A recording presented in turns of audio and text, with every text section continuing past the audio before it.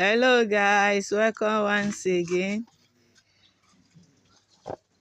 After filling our cake, I decided to pad it using a cake from another cake, cutting out cake from another cake to pad it.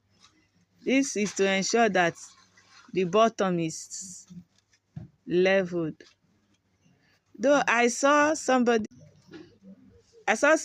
else decorating the cake without filling or padding the bottom.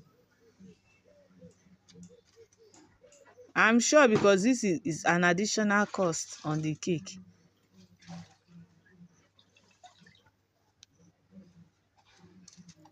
Baking no dey easy oh. Yeah. How are you guys holding up there with the cost of raw materials and being faced with something like this? Well, anything for my day to make his birthday memorable. One thing I like with all this thing is your ability to be creative, your ability to create whatever you want with it, how you want it to be.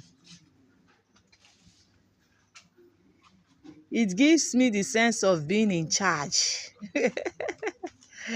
That feeling that I made this myself. Thank you for watching.